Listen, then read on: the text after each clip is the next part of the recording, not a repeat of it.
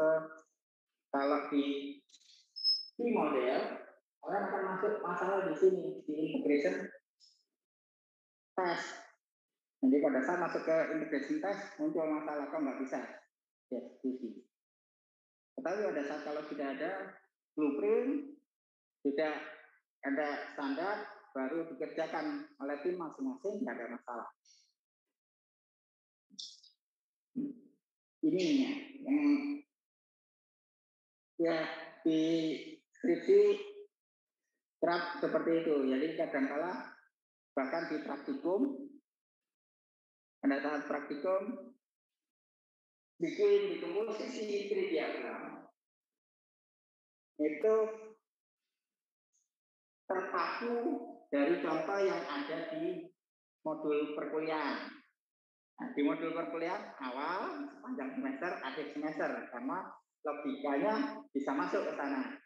Tapi pada saat kalau misalnya ini diterapkan di sistem persewaan kendaraan, orang nyewa kendaraan itu nggak bersamaan. Kalau mahasiswa KRS bersamaan, artinya bersamaan. Nah, pada saat kalau nggak bersamaan, bagaimana pengelompokannya? Logikanya sebenarnya kapan ini dikelompokkan sesuai logika. Prosesnya ini nanti pada saat kalau dikumpulkan, namanya apa? Lebih mudah kalau yang bawah. Proses bisnis yang paling ujung itu mudah, karena nama prosesnya ini memang menunjukkan ada data yang masuk apa, yang keluar nanti informasinya apa. Jelas.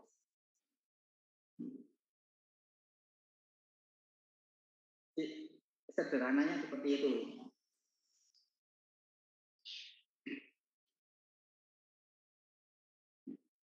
Ini saya tunjukkan ya, di KPS kan kalau yang di bukunya itu tadi cuma event satu. Event, nah ya, cuma 3 ini ada saat gambarkan untuk menunjukkan bahwa di dalamnya serupa. Ini ditunjukkan lebih detail.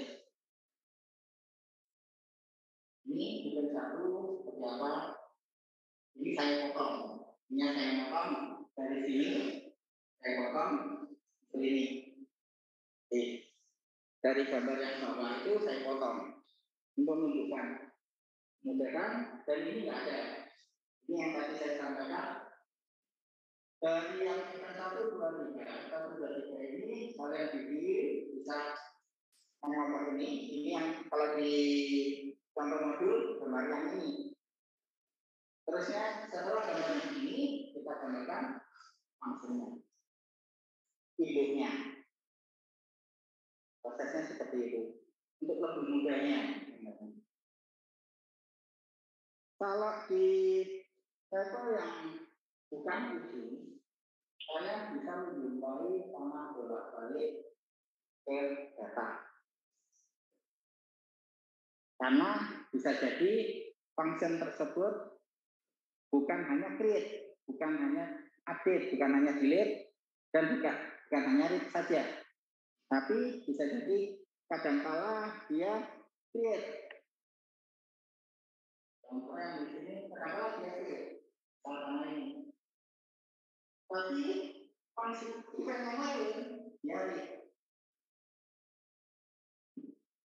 Event yang lain atau proses bisnis yang menjadi anaknya itu ada yang read, tapi ada proses bisnis yang lain itu create. Maka proses bisnis induknya bisa create, bisa read.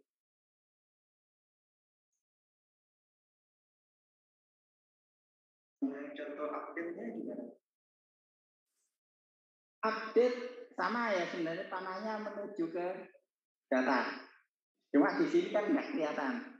Kalau di IBM, jadi IBM pada saat menggunakan CRUD matrix itu yang dimunculkan bukan CRUD matrix tapi CU matrix. Read use matrix saja. Use itu read, create itu ya create, update, delete. Gabung seperti itu. Tapi ada beberapa yang oh ini otoritasnya beda. Pada saat otoritasnya beda, bingung nantinya. Karena dia bukan create, bukan yang membuat, tapi dia punya otoritas untuk menghapus. Itu akhirnya muncul. Jadi ini ada yang sebaiknya tetap CRUD.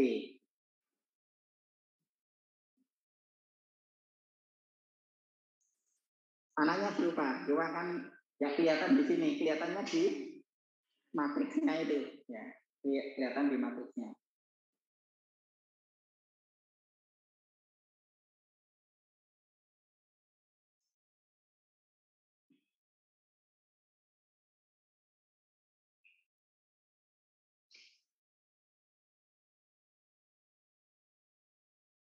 Yang atas adalah gambar detail, yang bawah juga gambar detail, tapi detail di tingkat function.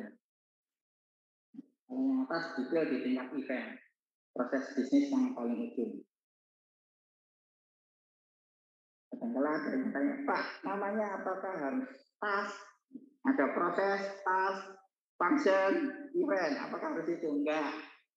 Ya, ingatkan, ya garis itu sebenarnya nanti kalau baca-baca di buku akan tahu kadang-kala nggak ada nama itu, nggak ada nama event, task, function, yang ada kodenya 1, 1, 1, 2. Kalau yang level di 3 berarti 1, 1, 3 atau 1, 1, 4 berarti levelnya sudah 3.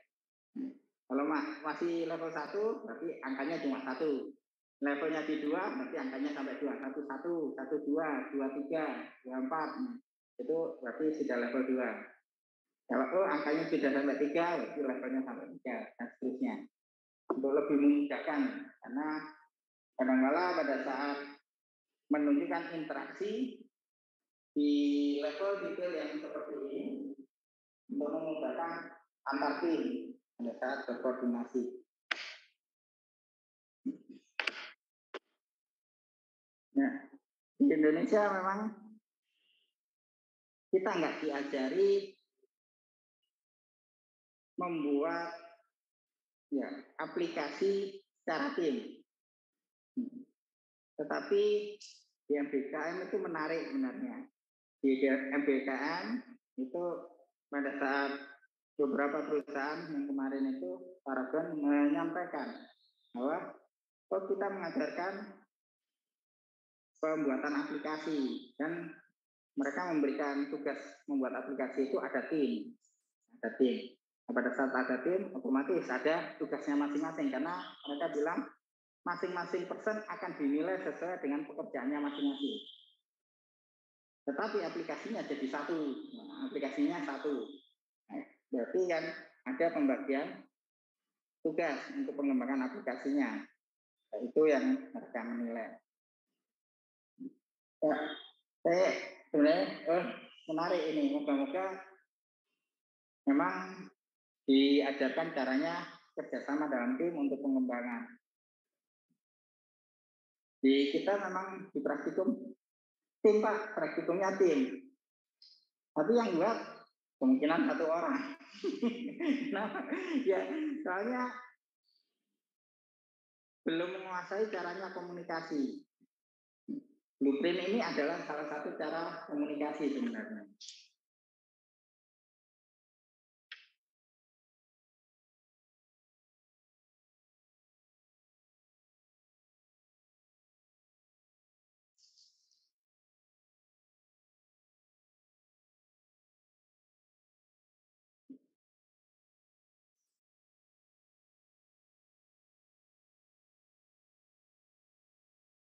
Saya pindah sekarang ke dokumen flow diagram. Ini yang lebih sering kalian jumpai. Karena prinsip di dokumen flow diagram itu serupa dengan konsep yang ada di dalam flowchart.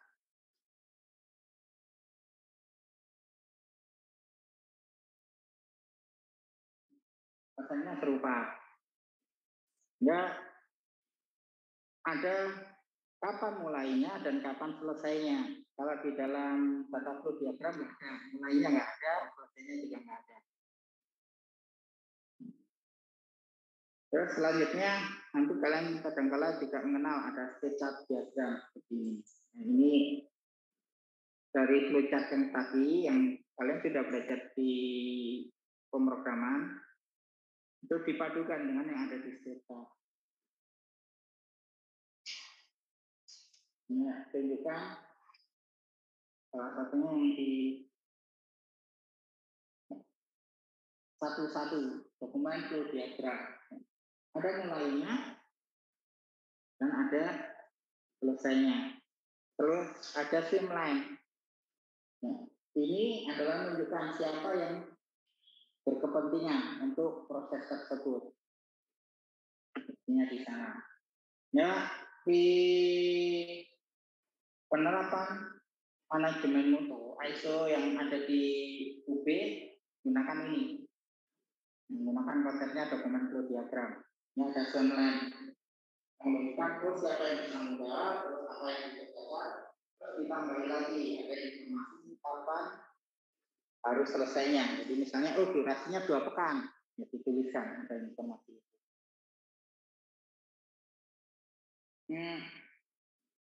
Saya tanya dulu, apa bedanya antara flowchart dengan data flow diagram?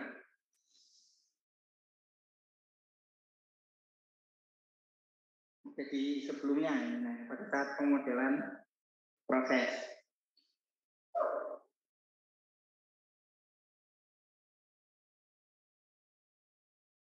Karena belum menguasai yang ini, sebenarnya kerap kali pada saat membuat flowchart, mahasiswa terjebak. Misalnya ada 3 menu. Ada 3 menu, user bisa memilih salah satu dari 3 menu. Di menu A, menu B, menu C. Pada saat seperti itu, nggak harus perlu, ya kadang-kala saya bilang terjebak membuat flowchartnya adalah apakah memilih menu A? Tidak. Apakah memilih menu B? Tidak. Apakah memilih menu C? Ya, masuk ke prosesnya menu C. Padahal logikanya orang yang pada saat memilih menu C bisa jadi dia tidak memperhatikan menu A sama menu B. Itu langsung menu C. Konsep itu ada di sini sebenarnya.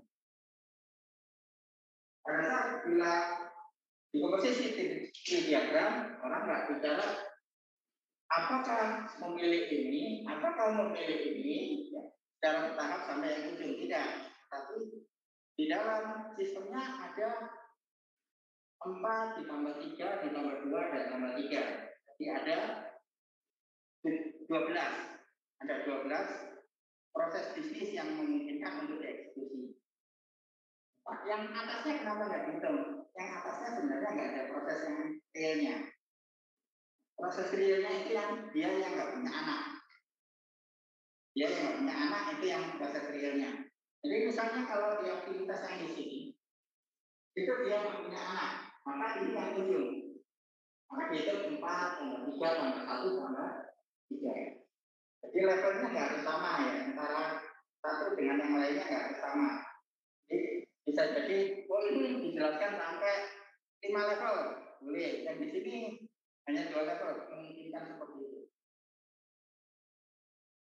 Jadi yang pada saat punya demonstration diagram, maka perlu menjelaskan apakah ini, kalau tidak, apakah ini, kalau tidak, apakah ini. Tidak perlu menjelaskan itu, cukup ya sudah, saya menjelaskan yang di dalam ini apa, yang di 1, 2 apa isinya. Dia langsung cukup dijelaskan dengan decomposition tree diagram. Ya, tempat yang agak bingung gini ya.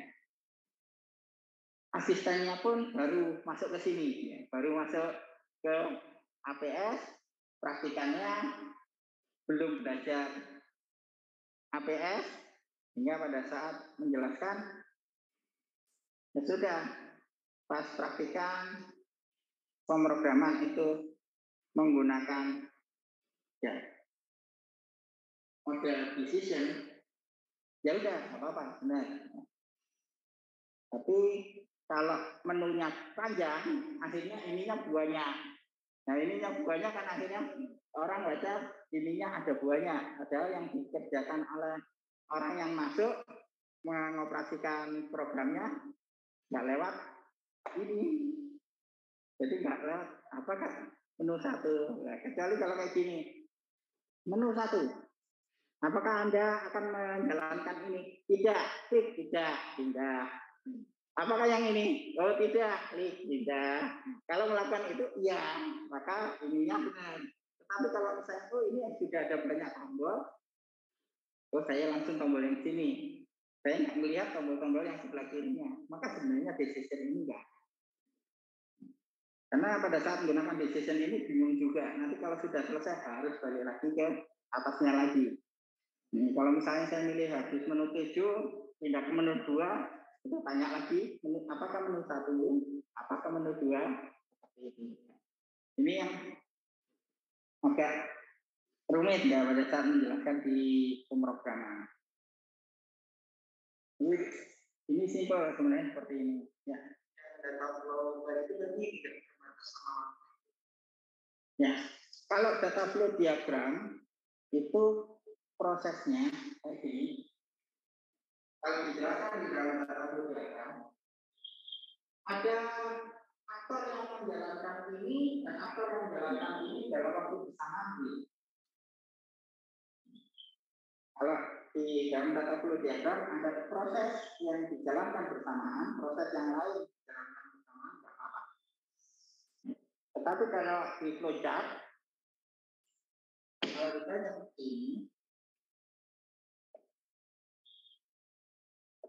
ada proses A,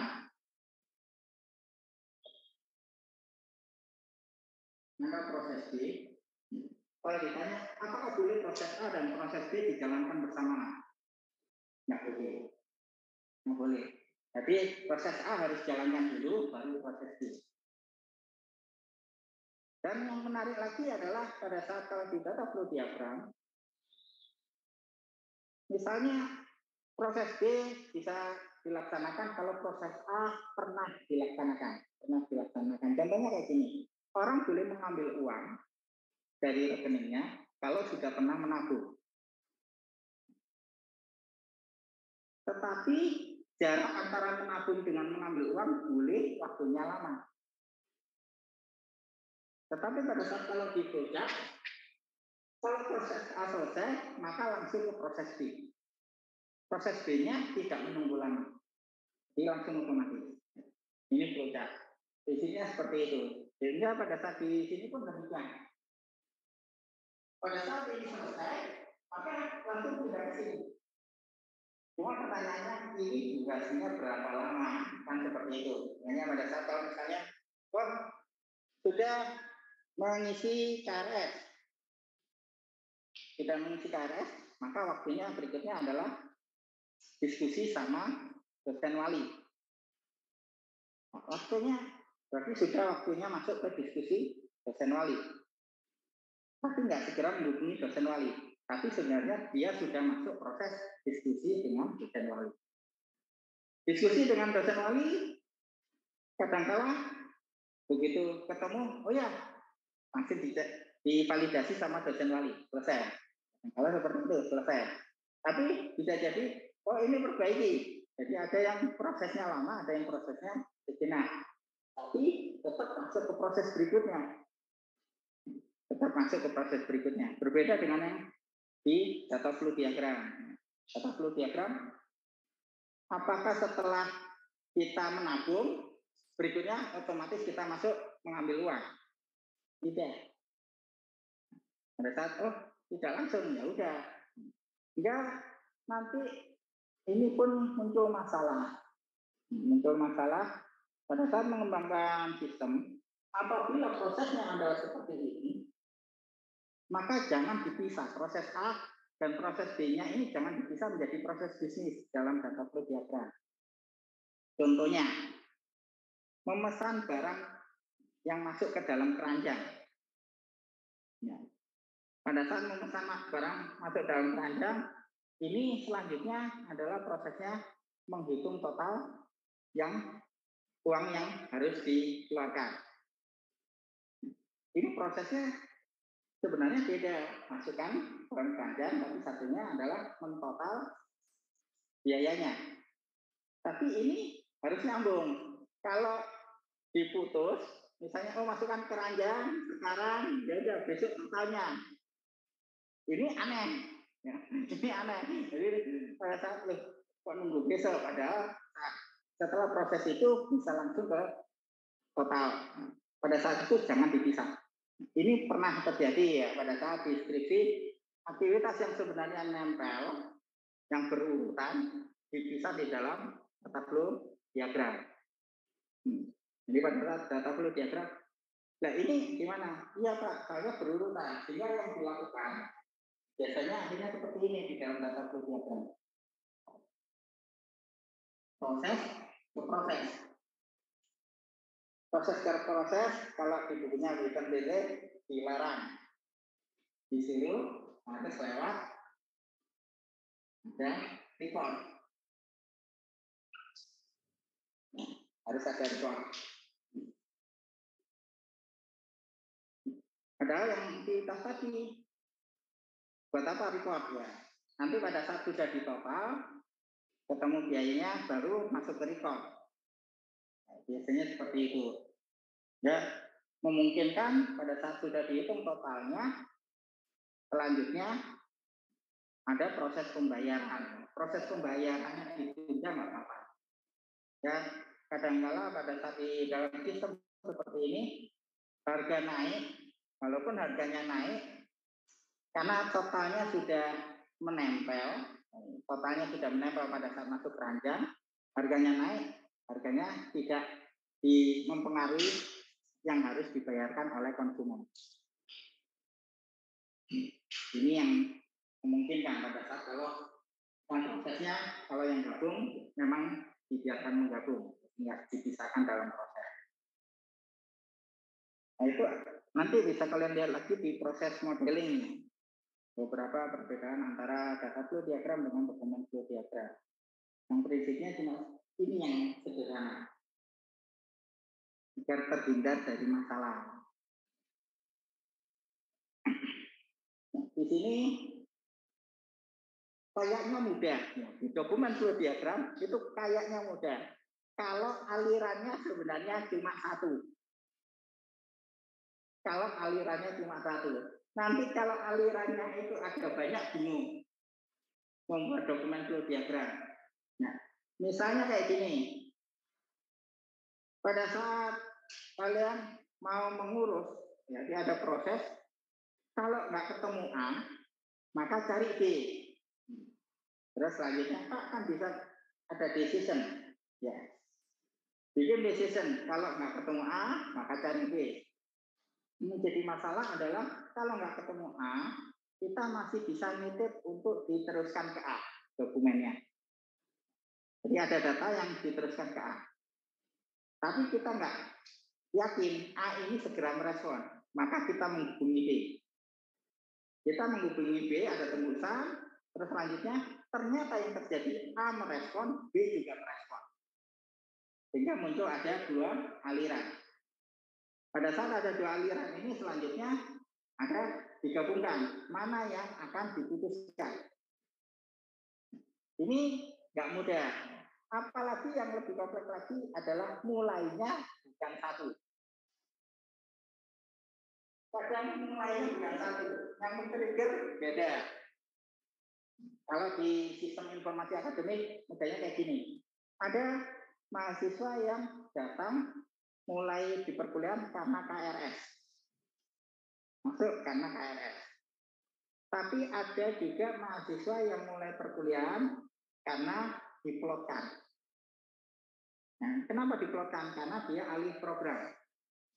Pada saat alih program, beberapa mata kuliah yang sebenarnya di semester akhir sudah, sedangkan di semester awal belum. Sehingga akhirnya pada saat pemrograman RS-nya muncul masalah kalau program sendiri karena terkena prasyarat. Sehingga ada urutannya langsung di sekdur, ya, sekder. Plottingnya seperti apa? Dari sekder selanjutnya diserahkan kepada recording. Sedangkan kalau mahasiswa sebaliknya, urutannya adalah mahasiswa ngeplot mata kuliahnya. Baru selanjutnya dia setelah ngeplot ke dosen wali. Urutannya beda. Padahal nanti ujungnya sama-sama mulai kuliah. Nah, ini yang agak rumit ya sebenarnya pada saat masuk ke dokumen flow diagram. Ya kadang-kala ada yang pada saat membuat seperti ini,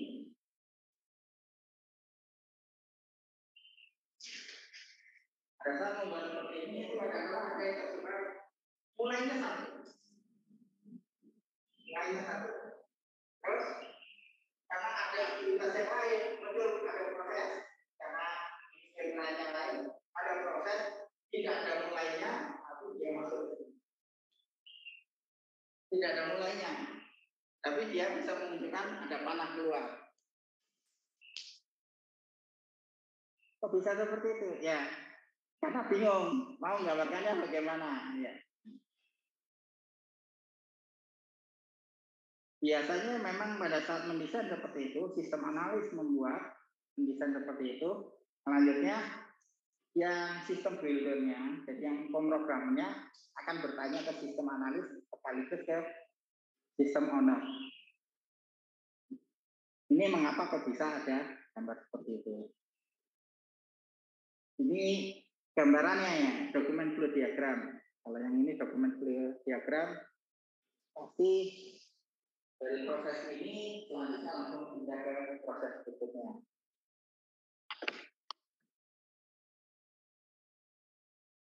Dulu ada yang tanya ke saya, Pak, apakah pada saat kita mengembangkan sistem informasi cukup dengan data flow diagram?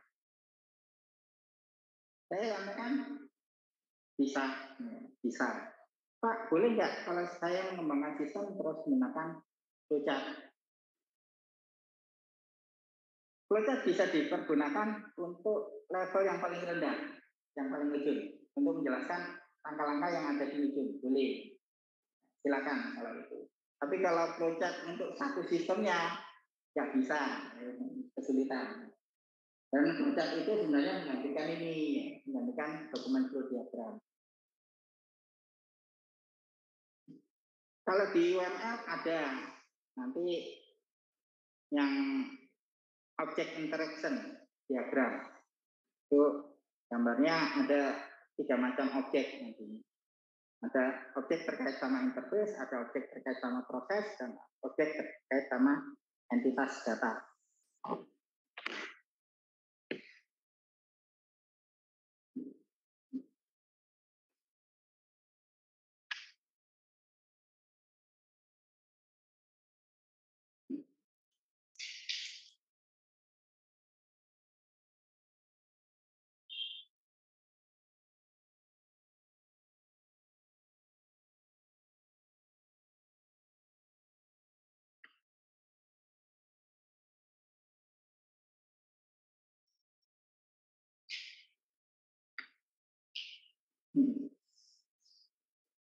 Hari ini sebenarnya tanggung jawab saya adalah mengejar IRD. Saya 2 pekan ke depan ini saya dapat info nanti ada kesulitan ketemu. Jadi karena persiapan terkait sama UTBK. UTBK, jadi UTBK kan nggak bisa ke sini. Mahasiswa nggak boleh datang ke kampus, nanti dikira joki.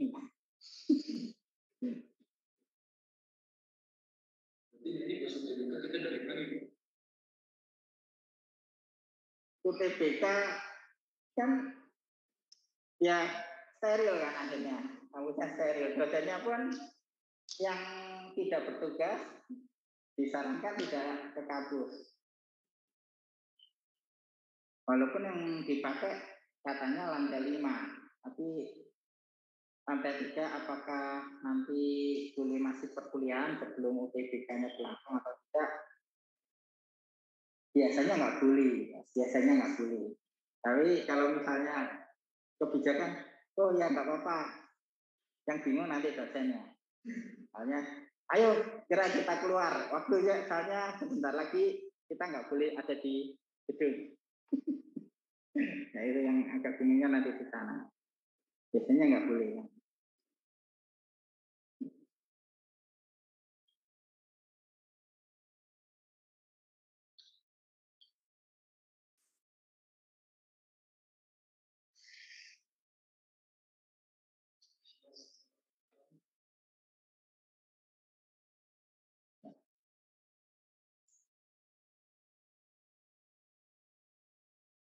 Kita masuk ke pemodelan data. Di pemodelan data ini utamanya adalah kita memahami perbedaan antara file sama database. Ini lebih dahulu. Dulu, ya, kalau kita menelusuri terkait sama pengembangan sistem informasi, itu dimulai dengan perkembangan software.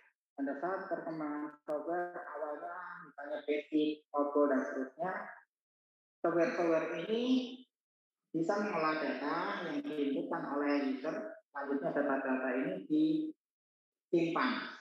Tempat penyimpanan awalnya dulu ada yang bentuk passcard, kartu berlubang, ada juga yang bentuk magnetic tape, yang tape atau pita yang gulungan besar. Maka rata-rata datanya ini sifatnya berurutan.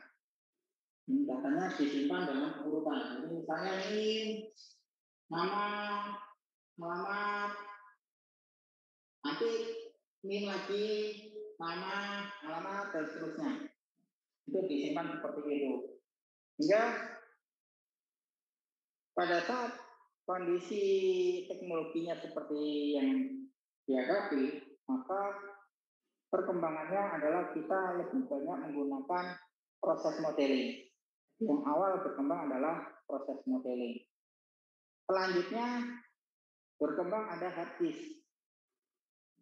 Jadi hard disk, pada saat hard disk ada piringan, orang jadi proses membacanya itu bisa meloncat dari satu track ke track yang lain, bisa langsung loncat. Pada saat bisa langsung loncat ini akhirnya berkembang di softwarenya pengembangan program berbasis data. Jadi ini database programming masuk ke sana. Di situ kalian akan mengenal ada database, ada Clipper, ada berkembang berikutnya Couchbase, Couchco dan seterusnya. Pada saat itu akhirnya di pengembangan sistem informasinya mulailah yang dikenal dengan pengembangan dengan pemodelan data. Ya pada saat kalau kalian belajar di Clipper, Couchbase biasanya adalah kalian akan membuat basis datanya terlebih dahulu baru bikin programnya. Selanjutnya memang berkembang yang berikutnya adalah berorientasi objek. Hanya nanti kalian akan mengenal ada pendekatan pemodelannya berorientasi objek. Selanjutnya berkembang lagi yang teknologi yang Python, teknologi big data. Akhirnya jumpai bahwa data itu tipenya nggak harus sama. Pada saat dulu perkembangan setelah IRT, nanti akhirnya ada perkembangan SQL, Structured Query Language. Sama nanti ada DDL, DML, dan seterusnya. Pada saat data ternyata di big data ada data lake, di situ datanya macam-macam, akhirnya berkembang. Ada basis data yang disebut dengan pengelolaannya NoSQL Language. Karena datanya tipenya macam-macam. Jadi data yang sebenarnya dikelompokkan di klasifikasi yang sama, tapi tipenya macam-macam.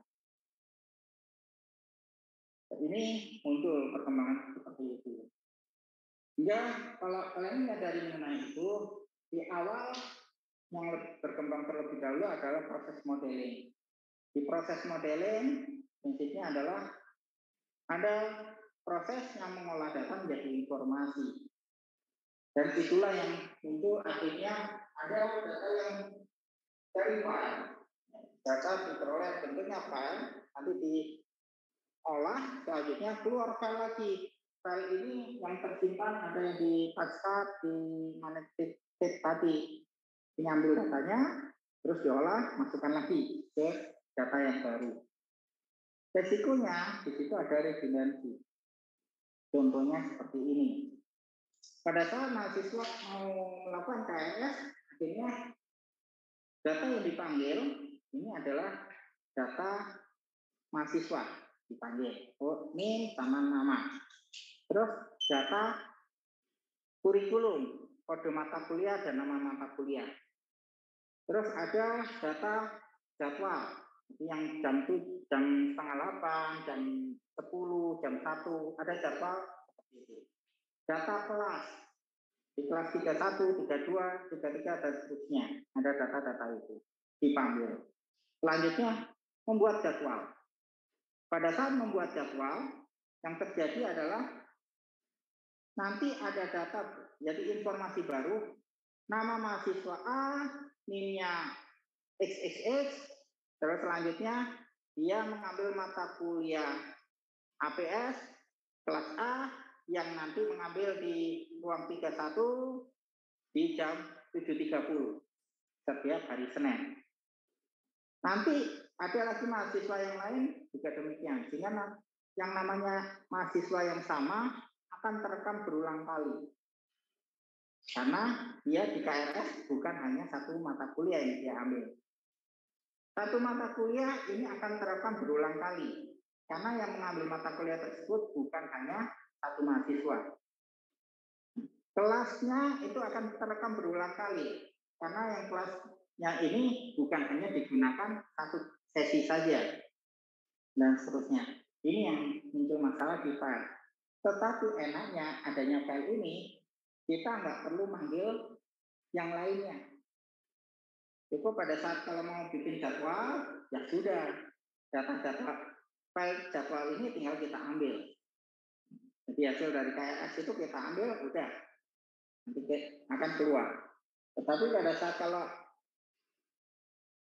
masalahnya adalah integritas. Kalau misalnya kodenya salah satu salah, ya udah.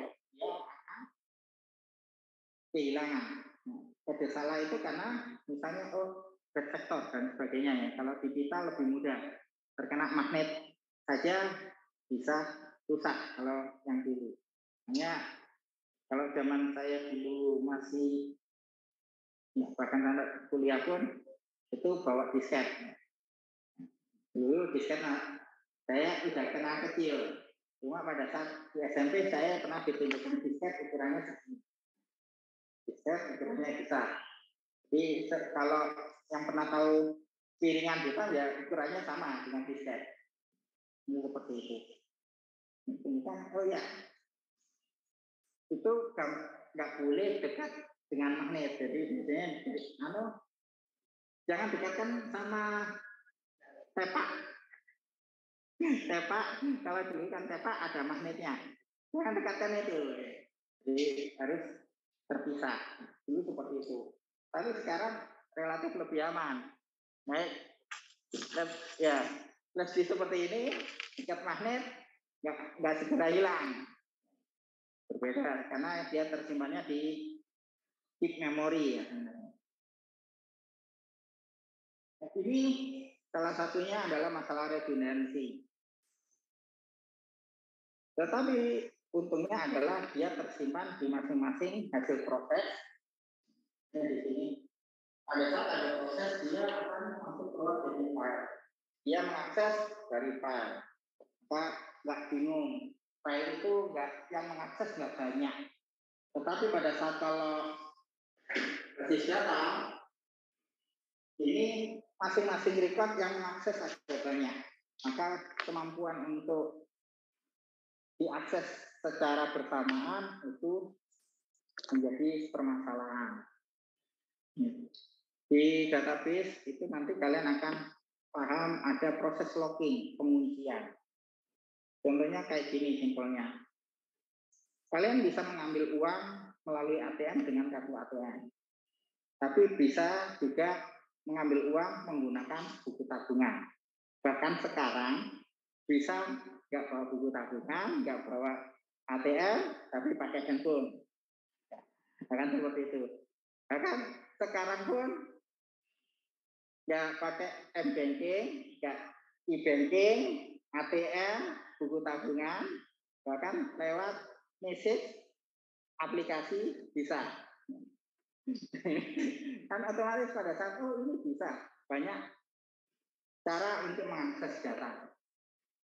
Tetapi pada saat kalau demikian, bagaimana kalau misalnya saya punya anak dan istri saya, di semua anak saya dan orang tua saya sudah gunakan masing-masing aplikasinya, mengakses rekening yang sama. Ambil uang, misalnya di tabungan saya cuma tersisa 1 juta. Semuanya ngambil 1 juta, ayo, dan kita samakan. Kan agar kalau jam yang pertama saldonya sama-sama masih 1 juta. Oh iya, ya udah. Ya sekarang ayo ambil. Maka yang punya akses masuk cuma 1. Yang lainnya terkunci. Jadi ini ada proses locking. Nah, itu yang permasalahan di database. Dan ini yang pernah saya alami masalah itu pada saat bikin tesis ya sebenarnya. Pada saat bikin tesis itu ada paralel simulasi menggunakan komunikasinya menggunakan data. Nah, pada saat menggunakan data, itu ternyata terlock. Kenapa terlock? Padahal kan mestinya hanya satu proses yang mengakses data tersebut. Ternyata setelah ditelusuri, proses lockingnya itu nggak selalu satu record. Kadangkala ada kalanya ada batasan minimal yang terkunci. Kemarin terkunci 1 mega, 1 kilobyte record. 1 kilobyte record. 1 kilobyte record itu ternyata bukan hanya 1 baris, beberapa baris. Sehingga pada saat ini terkunci, di sebelah-sebelahnya terkunci, nggak bisa diakses sama yang lain. Ini muncul masalah itu. Ya, di sini sampaikan pada saat bilang mudah. Ya, mudah pengembangannya karena data yang masuk udah kayak simpel kayak ini. Kalian isi formulir, ini jadi 1 file. Terus diolah sama operator. Terus diprintkan, dicetakkan hasilnya. Ini jadi 1 file. Mudah. Mudah karena langsung otomatis yang isinya serupa. Tapi pada saat kalau ditanya, saya dulu pernah ngisi ini kok nama saya berbeda. Jadi misalnya saya Arif Rahman, ada kalanya ditambah I, Arif. Kadang-kala Rahmannya yang tambah I. Nah ini kan nggak bisa saya pakai masalah itu. Jadi integritas datanya muncul masalah pada saat menggunakan file. Hingga pada saat redundansi kadang-kala ini kok beda-beda, orangnya sama. Bisa seperti itu. Yang di basis data sebaliknya. Yang kelemahan di file menjadi keuntungan di basis data. Tapi sebaliknya lebih kompleks karena kita harus memikirkan terkait sama normalisasi.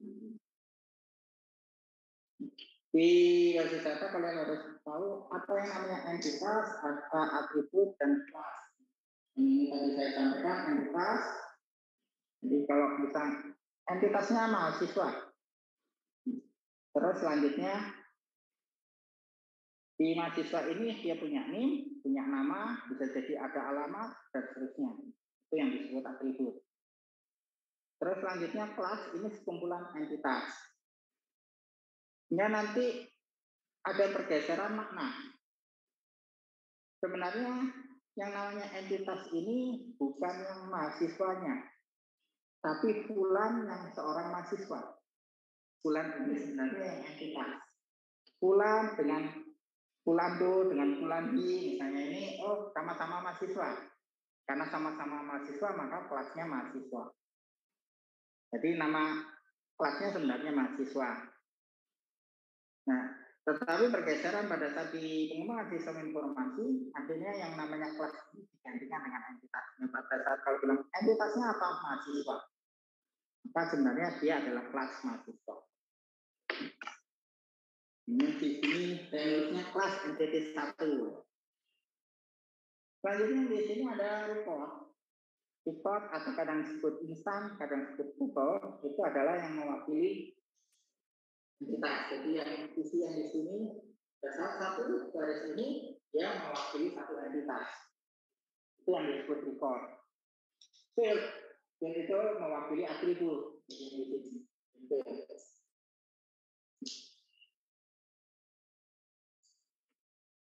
Tabel masuk file.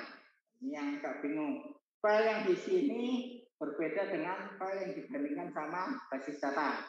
Cuma nanti kalian akan kadang menjumpai yang namanya file. Tabel atau file ini ada macam-macam. Ada yang contohnya ini mahasiswa, nama mahasiswa. Ini masuk ke master file karena nggak berubah. Kode mata kuliah, nama mata kuliah, SKS mata kuliah. Ini masuk master file karena nggak berubah. Pak, kan bisa jadi dia pada saat ganti kurikulum ada yang mata kuliah yang baru atau mata kuliah yang namanya sama dengan kurikulum yang lama tapi kodenya berbeda. Itu pun tetap master file. Kurikulum yang lama dia akan berpindah. Master file yang berpindah menjadi active file. Dia akan masuk ke sini. Kurikulum yang lama. Terus selanjutnya ada transaction file. Contohnya adalah pada saat kalian KRS.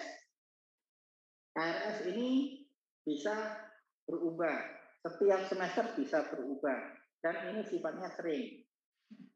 Maka masuk ke transaction file. Terus ada dokumen file. Ini kalau terkait biasanya data-data yang nanti akan disimpan dan sifatnya tidak mudah diubah. Tidak mudah diubah. Kalau yang master file ini tidak berubah. Master file tidak berubah. Kalau dokumen file ini tidak mudah diubah. Nah, karena dia adalah data-data yang sebelumnya dia akan disimpan dan di-keep. Contohnya adalah transaksi-transaksi perbankan. Itu kalau sudah lewat 1 bulan, biasanya sudah di-keep. Makanya nanti pada saat di rekening koran biasanya sampaikan. Misalnya sekarang bulan Mei itu akan disampaikan rekening koran yang bulan April seperti apa. Kalau nggak ada komplain selama 1 bulan maka sudah nggak bisa berubah. Ini masuk ke dokumen file. Terus selanjutnya artikel file. Ini adalah master file atau transaksi file yang sudah digantikan. Istilahnya yang sudah tidak dipergunakan. Dihapus ini tidak digunakan dalam sistem, tetapi memungkinkan untuk dipanggil kembali. Ada yang berikutnya tabel lookup file. Ini fungsinya untuk mencari. Nah, fungsinya untuk mencari, makanya biasanya ini bisa kode ya name mahasiswa dengan nama mahasiswa itu bisa kita pisahkan menjadi tabel lookup file. Walaupun datanya mahasiswa kan bukan hanya ini sama nama, tapi yang data biodata yang lainnya bisa dimasukkan. Yang 2 record ini kita ambil sebagai tabel lookup file, memudahkan untuk mencarinya. Karena nggak boleh NIM-nya mahasiswa dengan namanya ini diganti. Jadi nama mahasiswa sejak masuk sampai keluar sulit menggantinya. Sulit menggantinya. Memungkinkan diganti, master file memungkinkan diganti ya mungkin, tapi nanti muncul masalah. Masalahnya seperti ini. Pada saat kalian misalnya sudah semester 1 dapat KHS, masuk semester 2 ingin merubah nama, muncul masalah. Muncul masalah karena nanti pada saat mengkomplain yang di semester 1 namanya beda walaupun NIM-nya sama. Ini yang menjadi ya pertimbangan pada saat untuk pendaftaran berikutnya. Kalian punya NISN dulu, itu ya udah dari SD sampai SMP, SMA sama, kunci sama. Ya, yang namanya ijazah ya keluarnya akan sama. Pada saat ada perubahan bisa diubah, bisa, tapi akan kesulitan. Pada saat di awal kalian melakukan perubahan memungkinkan. Jadi contohnya nama di ijazah SMA berbeda dengan nama yang di ijazah SD sama SMP. Mudah, selesai jadi. Tetapi pada saat di proses berikutnya, misalnya pas bekerja, tuh ini kok namanya beda. Ya, muncul masalah sendiri. Kondisinya seperti itu nantinya pada saat di tabel lookup file, kaitannya menjaga di sana. Makanya disebut terkait sama konsistensi data. Ya. Yang terakhir ini ada audit file. Ini contohnya pada saat kurikulum yang sebelumnya dengan kurikulum sekarang ada proses konversi. Pada saat proses tersebut ini harus ada audit file untuk memudahkan pada saat kalau misalnya kalian mau melakukan perbaikan mata kuliah di kurikulum yang lama. Maka kita harus tahu, oh ini penyetaraannya yang mana. Ini kadang-kala perlu. Nggak selalu pada di sistem informasi ada semua, nggak harus. Yang pasti ada dua yang atas, master file sama transaction file. Itu pasti ada. Yang berikutnya ada query sama tabel. Ya. Query ini menggabungkan beberapa tabel, tapi yang digabungkan tidak semasuk di masing-masing tabel. Jadi hanya beberapa tabel bisa digabungkan dalam satu query, tapi nggak harus semua field di dalam masing-masing tabel. Misalnya tabel 1 dia punya 3 field, tabel 2 dia punya 4 field. Bisa jadi di query-nya itu cuma berisi 3 field. Jadi sebagian dari tabel 1, sebagian dari tabel 2. Database ini sekumpulan tabel. Jadi semua tabel di dalam database harus ada relasinya. Ini nanti kalian membuat IRB-nya. Pada saat ada tabel yang tidak punya relasi dengan yang mana-mana, tabel yang lainnya, itu akan dipertanyakan tabel itu fungsinya untuk apa.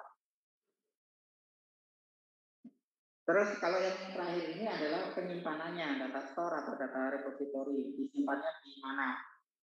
Misalnya disimpan di rektorat, ini disimpan di server yang ada di jurusan dan seterusnya.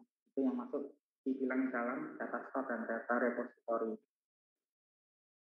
Terus selanjutnya ada atribut. Atribut itu ada yang sifatnya subsetting kriteria.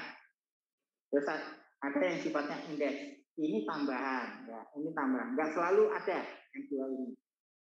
Adanya indeks ini untuk memudahkan mengurutkan. Kalau indeks itu fungsinya ke sana. Kalau subsetting kriteria untuk mengkelompokkan. Contohnya kayak gini. Oh, ini pada saat saya punya persewaan misalnya, saya ingin tahu apakah yang nyewa baru ini dia punya hubungan dengan penyewa yang lain. Maka saya akan menambahkan subsetting kriteria. Misalnya subsetting kriteria, oh ini dia terhubung sama pelanggan K12. Ya udah, maka di subsetting kriteria nanti ada pelanggan K12 yang akan terhubung di semua ya, member yang berkaitan dengan itu. Itu yang terpenting pada saat bilang IRB adalah ini. Dan yang di sini yang terpenting adalah istilah yang pertama dan yang terakhir, primary key dan secondary key. Primary key itu adalah contohnya mahasiswa. Itu di mahasiswa ada NIM. Pada saat di data mahasiswa NIM itu menjadi primary key. Tetapi pada saat masuk ke data presensi,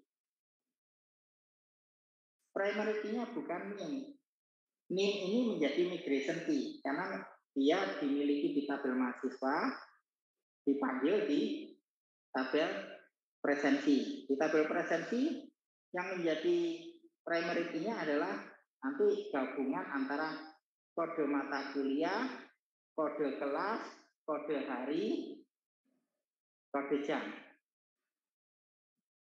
Karena nanti akan terkunci itu. Jadi pada saat kalau mata kuliah ini, kelas ini, di hari ini, di jam ini, nah, ini yang nanti pada saat digabung itu namanya komparasi. Gabungan dari beberapa atribut.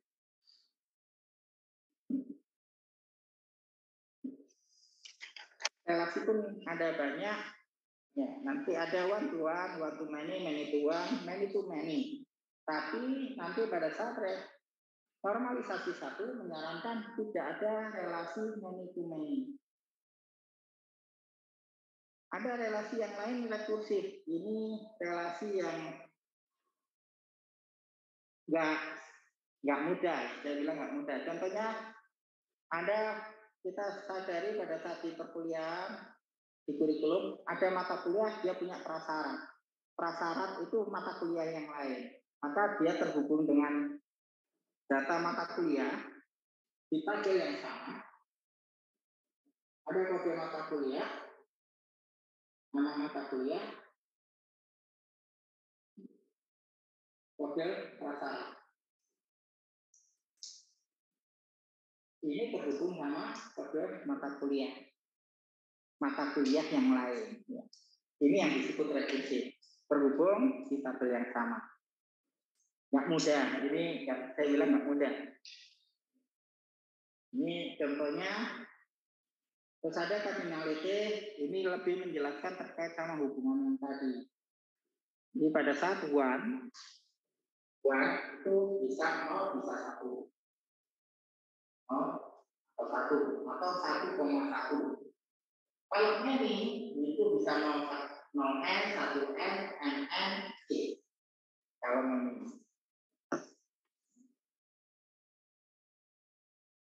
Ini akan kita bahas nanti kalau ini algebra di sini lebih mudah pada saat menunjukkan contoh gambarnya. Ya. Itu sebetulnya ada yang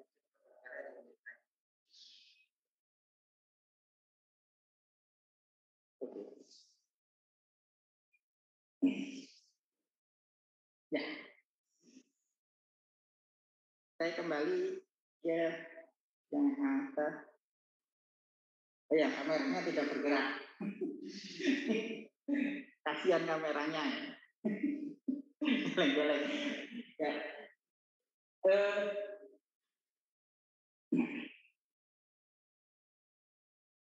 Kameranya tadi itu rencananya nggak saya gerakkan, mau saya arahkan ke papan tulis agar bisa membaca tulisan yang di papan tulis. Tapi yang papan tulis yang belakang saya terlalu jauh dari kameranya. Ya. Terus yang terkait sama foreign key, bedanya foreign key sama migration key.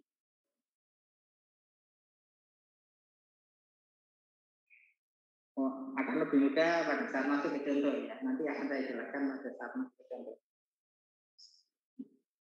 Di modul yang berikutnya. Tunjukkan masuk ke contoh.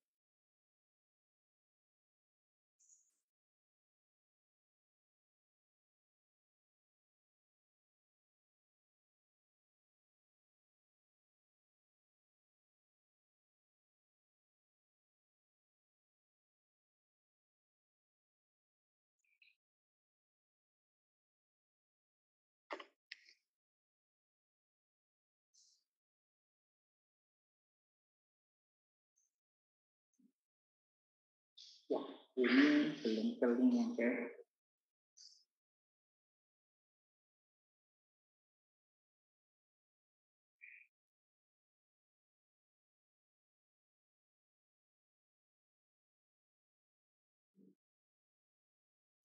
Kita masuk ke contoh connection. Ini bedanya sama-sama primary key. Jadi MIP sama-sama bedanya posisinya primary key. Tapi pada saat di istri, MIP ini posisinya adalah sebagai migration key. Karena aslinya MIT ini punyanya PNS. Punyanya PNS. Yang istri ini walaupun posisinya sebagai primary key, tetapi dia untuk menghubungkan ke PNS-nya. Kalau sekarang namanya ASR. Di pegawai dia punya nicknya ini bukan miliknya istri. Aslinya di sini ada yang bisa dijadikan primary key lainnya, namanya nomor kalis. Ini nomor kalis. Nomornya kalis atau karsu. Jadi kalis maupun karsu dia punya nomor. Itu yang sebenarnya bisa jadi primary key-nya. Kalau ditanya, Pak, apakah ada foreign key yang tidak menjadi migration key? Bisa jadi. Contohnya seperti ini, yang lebih mudah. Pada saat kalian kuliah, di situ kalian akan terhubung di KRS, nama NIM kalian itu I, kode mata kuliah I, terus ada kunci yang lainnya adalah terkait sama jadwal. Jadi pada saat di jadwal ini ada I yang mata kuliah, kelas, hari, jam. Ini ada I. Sehingga pada saat kalau bilang antar kode mata kuliah dengan kode dengan NIM kalian, ini foreign key. Di dalam KRS dia menjadi foreign key. Dia akan menjadi migration key. NIM menjadi migration key pada saat KRS ini terhubung sama entitas mahasiswa. Maka dia menjadi migration key. Tetapi yang kode mata kuliahnya dia tidak menjadi migration key kalau terhubung sama mahasiswa. Dia hanya sebatas foreign key saja. Sebagai foreign key saja. Nanti yang kode mata kuliah dia menjadi migration key kalau KRS ini terhubung sama data kurikulum. Karena di data kurikulum kode mata kuliah sama nama mata kuliah dan KRS. Dia terhubung menjadi migration key. Sedangkan NIM-nya tidak menjadi migration key, hanya foreign key saja. Jadi migration key itu yang harus foreign key. Bisa primary key juga bisa menjadi migration key. Ini contoh yang berikutnya.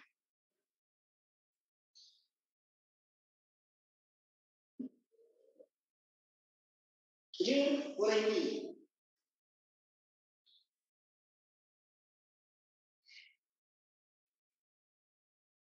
Nah, kemudian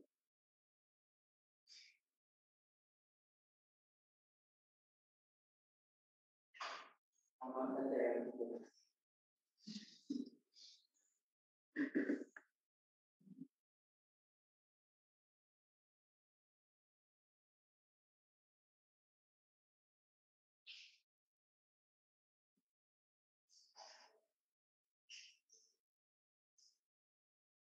orang nggak kelihatan. Jadi lebih baik saya jelaskan. Ya, di sini NIP dosen di mahasiswa posisinya adalah sebagai foreign key. Tetapi dia juga menjadi migration key ke dosen.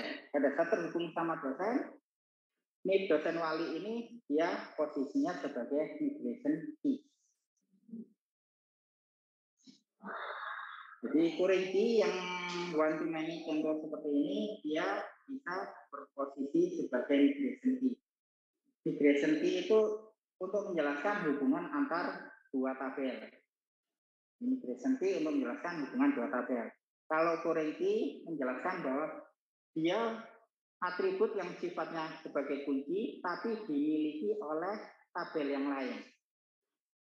Ini contohnya ini. NIP itu dimiliki oleh dosen, tetapi dia ada di mahasiswa. Maka dia posisinya sebagai foreign key. Walaupun posisinya forensi di sini, kalau mahasiswa ini terhubungnya sama KRS, maka ya hanya forensi. Hanya forensi, dia nggak akan menjadi migration key. Tetapi pada saat dia terhubung sama dosennya, dosen walinya, maka forensi ini dia juga sebagai migration key. Seperti itu. Nah, yang di sini contoh many to one. Pada saat ya unit kerja, ada kode unit kerja. Kode unit kerja ini sebagai primary key di unit kerjanya. Dan dia menjadi forensi di data dosen. Dan nanti akan menjadi migration key dan kalau dosennya ini terhubung sama unit kerja.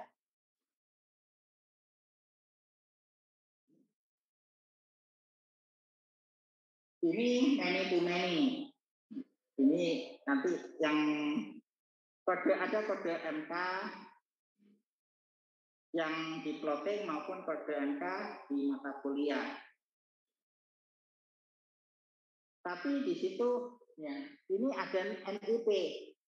Ada NIP. Ini yang di sini posisinya sebenarnya sebagai foreign key. NIP ini sebenarnya posisinya sebagai foreign key karena dimiliki oleh data dosen. Tapi dia tidak akan menjadi migration key pada saat plotting terhubung sama mata kuliah. NIP ini foreign key ya semua.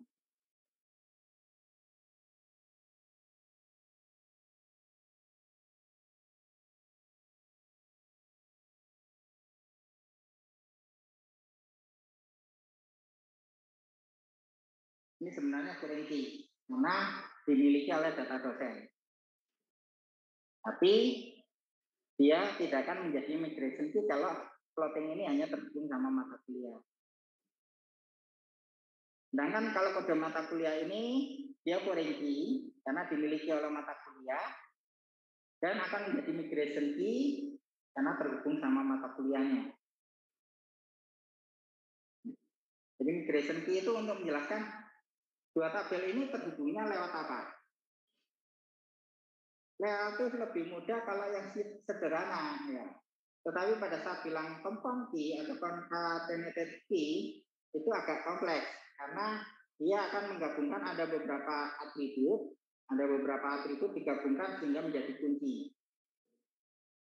Ya, kalau saya pengalamannya daripada saya menggunakan concatenated atau combined key itu, maka saya lebih sering memunculkan key baru. Jadi atribut-atribut itu langsung saya gabung menjadi satu atribut sebagai key yang baru. Lebih mudah seperti itu. Nah, ya kalau kalian buka di kalau misalnya punya akses ke basis data transaksi di retail itu akan dijumpai pada saat sekali transaksi dia akan terkunci dengan kode operatornya, jadi kode kasirnya, terus juga terkunci dengan kode meja kasirnya, karena kasirnya ini bisa berpindah, dia terkunci meja kasirnya dan terkunci dengan shift kerjanya. Setidaknya 3 ini. Selanjutnya, kadangkala akan ditambahi lagi dengan saat transaksi. Kadang terkunci itu, ada kunci baru. Karena pada saat kita bilang primary key atau alternate key, kita harus membuat kunci yang sifatnya unik. Nggak boleh kunci itu sama. Makanya kalau bilang mahasiswa, nggak mungkin ada 2 atau lebih mahasiswa punya ini yang sama. Nggak mungkin ada 2 atau lebih mata kuliah, dia punya kode mata kuliah yang sama. Pak, bagaimana kalau misalnya kode mata kuliah yang di TI sama kode mata kuliah yang di mesin ternyata kebetulan sama, nama mata kuliahnya berbeda. Maka biasanya kode ini digabungkan dengan kode unitnya, unit kerjanya. Jadi TI sama TM baru yang berikutnya kode mata kuliahnya. Ini lebih sederhana ya sebenarnya. Yang sebenarnya tempat polemik di kita adalah pada saat ganti kurikulum ini bagaimana kodenya. Pada saat kita nggak diskusi sama UPT TIK, kita akhirnya membuat kode depannya berbeda. Dulu pernah TI, dulu pernah TIN, dulu pernah TID, ya kode depannya pernah berubah-ubah seperti itu. Tetapi ternyata dari UPT TIK, oh ini ditambahi lagi. Sebenarnya terkunci sama kurikulum 2016, terkunci dengan kurikulum 2020. Maka jadi kode mata kuliah ini menempel ada concatenatednya dengan kurikulumnya ini berlaku kapan. Sehingga pada saat ada perubahan, misalnya di 2021 ada penambahan mata kuliah, kita nggak perlu bingung. Nah, nggak perlu bingung karena oh ini nanti ada tambahan kurikulum 2021 menambahkan mata kuliah apa. Ternyata seperti itu. Ini kemudian gambaran terkait sama kunci. Terkait sama kunci, makanya ada alternatif I yang bentuknya combine. Ini yang di cardinality, kita pindah ke sini. Cardinality ini gunakan model yang flow, cakar, hingga kalau yang 0 itu digambarkan dengan bulatan 0. Terus kalau 1 gambarkan dengan garis lurus. Kalau lebih dari itu digambarkan dengan cakar yang 3 cakar. Seperti yang ada di sini. Cakar. Ya, kalau melihat yang di sini, kita melihat minimumnya berapa, maksimumnya berapa. Kalau yang 1 seperti ini, maka terkunci. Nggak boleh 0. Contohnya, mahasiswa itu harus punya dosen wali. Harus punya dosen wali. Dan dosen walinya pasti cuma 1. Maka dia terkunci di dosen walinya itu akan terpasang cardinality-nya 1. Minimumnya 1, maksimumnya 1. Nggak mungkin mahasiswa terhubung dengan dosen wali, tapi nggak nilainya 0, nggak mungkin. Tapi juga nggak mungkin lebih dari 1. Selanjutnya yang contoh yang 0N. Mahasiswa bisa pada saat 1 semester, jadi misalnya di semester ganjil, itu tidak mengambil mata kuliah sama sekali. Jadi 0. Kenapa tidak mengambil mata kuliah sama sekali? Karena di semester tersebut mahasiswanya cuti. 0. Tapi bisa mengambil lebih dari 1. Mengambil 8 mata kuliah bisa.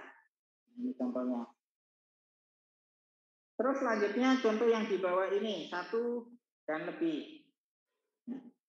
Contohnya adalah nanti pada saat kalau kalian skripsi, pembimbingnya minimal 1, dosen pembimbing minimal 1. Tapi ada yang pembimbingnya dosennya 2. Bisa lebih dari 1. Nah, ini contohnya. Kemudian kasusnya bisa banyak ya. Contohnya adalah pada saat kalian buka rekening, minimal 1 kali transaksi nabung. Minimal 1 kali transaksi nabung. Nabung lebih dari 1 kali boleh. Nah, ini contohnya. Hingga transaksi barang ya masuk ya nabung itu bisa lebih dari 1. 01 ini nanti jadi boleh pernah, boleh tidak. Itu 01. Kalau yang C ini dia terkunci. Jadi yang gambar yang bawah C, C dia terkunci harus sejumlah tertentu. Jadi misalnya, oh ini harus 4, terisi 4, maka 4-4-nya harus terisikan. Ini ya. Kadang kalian akan menjumpai pada saat kalau ini syaratnya dia harus melengkapi 4 dokumen. Dia harus mengirimkan, memasukkan 4 dokumen. 4 dokumen ini harus lengkap. Jadi masukkan ke data dokumen. M, M ini berarti minimalnya bukan 1, ya. Minimalnya bukan 1, banyak. M maupun C itu bukan ditulis M, N, C. Nanti pada saat di dalam pengembangan sistem informasi bukan ditulis M, N, C, bukan. Kalau misalnya ini minimal 1, maksimum 7, maka ya 1,7. Kalau 1, minimalnya 1, maksimumnya tak hingga, ya udah 1, tak hingga. Seperti itu. M, N itu pun demikian. Misalnya minimalnya 3, maksimumnya 7, ya. Tinggal ditulis 3,7. Bukan ditulis M, N. Maksudnya seperti itu. Ini yang berikutnya di algebra, inner join.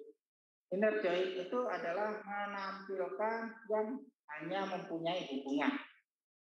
Jadi, sedangkan yang tidak mempunyai hubungan maka tidak ditampilkan. Contohnya yang di sini MK04.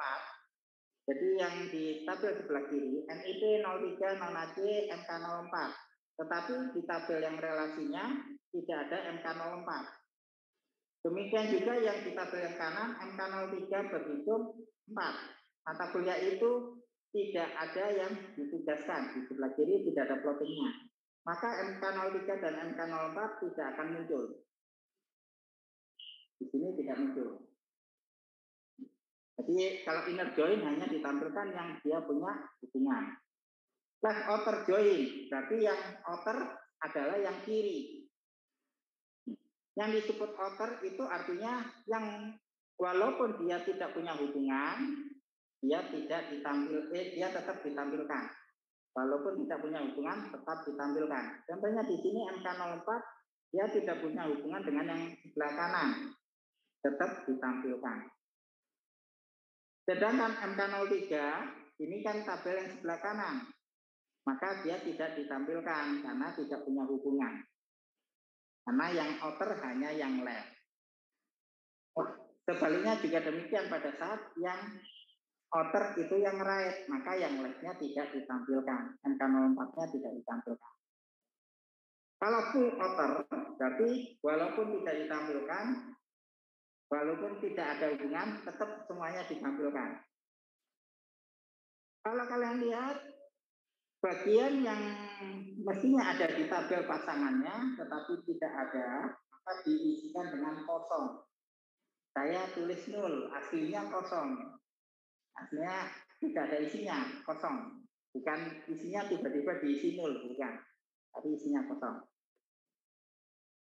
Di algebra yang lain ada natural join. Natural join ini ya dia menampilkan sesuai relasinya. Kalau kalian lihat M ini fungsinya sebagai migration key. M fungsinya sebagai migration key. Jadi yang atas dengan yang bawah, ini pada saat di migration kan, pada saat direlasikan dengan natural join, maka kalau kalian perhatikan yang pagar 1 akan muncul sesuai banyaknya. Jadi yang tabel yang atas pagar 1-nya ada 2, yang bawah pagar 1-nya ada 2. Maka akan muncul 2 kali 2, 4. Yang atas pagar 2-nya ada 1, yang bawah pagar 2-nya ada 2, maka akan ditampilkan 1 kali 2, muncul 2. Sedangkan pagar 3 dan pagar 4 karena nggak ada di tabel pasangannya, maka tidak muncul. Ini natural join. Kalau cross join, ini semuanya ditampilkan. Semuanya ditampilkan. Tapi yang ini bukan sebatas ini ya, ini nggak belum dilanjutkan. Isinya sebenarnya lebih banyak daripada ini. Jadi nanti akan muncul A, B, C, ya, A, B, C, E, F itu ada nanti A, B, C, E, F ya. Terus yang ini yang saya munculkan baru A, B, C sama D, E, F. Nanti ada D, H, I, A, B, D, H, I, C, D, D, H, I, E, F, D, H, I, D, H, D, H, I, I, C. Terus juga ada JKL, AB, JKL, CD, JKL, EF dan seterusnya. Itu yang belum saya munculkan yang di sini, yang 2 ini belum dipasangkan dengan yang bawah. Itu lanjutannya, ini masih ada. Pada saat migration key-nya sama, maka dia muncul. Tetapi pada saat migration key-nya beda, dia tidak muncul. Terjadinya di cross join seperti itu. Ada yang berikutnya, hubungan. Ini saya tuntaskan sampai jam berapa ini. Ya. Yang ini hubungan aggregation. Kalau di aggregation itu antara parent sama child. Apa yang ada di parent diwariskan ke child. Jadi pada saat seperti ini, dosen dan mahasiswa dua-duanya punya ID. Dua-duanya punya nama. Dua-duanya punya alamat. Dua-duanya punya kelompok. Kelompok ini bisa jadi kalian pakai dalam bentuk subsetting kriteria. Jadi nanti pada saat, oh ini dia ID yang ini masuk kelompok dosen. Oh ID yang ini dia masuk kelompok mahasiswa. Dimasukkan ke dalam kelompok untuk menjelaskan. Di aggregation, anak ini pasti ya dia hanya ada kalau ID misalnya saya hanya ada di ID dosen. Nggak mungkin saya jadi dosen dan juga jadi mahasiswa dengan ID yang sama. Kalau misalnya realnya saya juga dosen, saya juga mahasiswa, maka saya punya 2 ID. Jadi ID sebagai dosen ada, dan ID sebagai mahasiswa ada. Sehingga pada saat di sistem, saya dianggap sebagai 2 entitas. Berbeda dengan yang categorization. Di categorization, yang generic class, dia punya data ada banyak. Dia punya data ada banyak.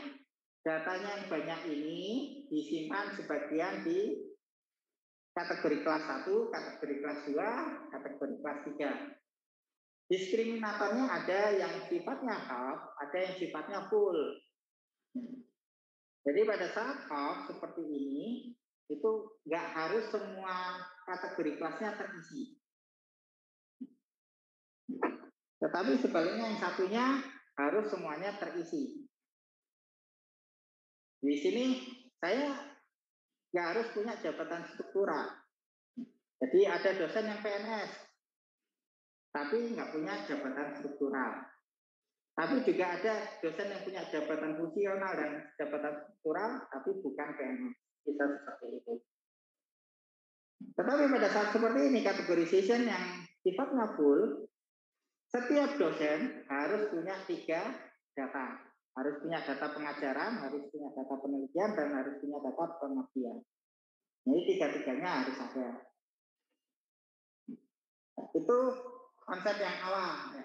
Insya Allah untuk yang pertemuan berikutnya kita akan masuk ke normalisasi. Di normalisasi kemungkinan kita belajarnya daring. Kemungkinan daring. Tapi kita menunggu informasi berikutnya. Ya. Saya tutup sampai di sini. Assalamualaikum warahmatullahi wabarakatuh. Waalaikumsalam warahmatullahi wabarakatuh. Terima kasih. Waalaikumsalam. Terima kasih, Pak. Terima kasih, Pak.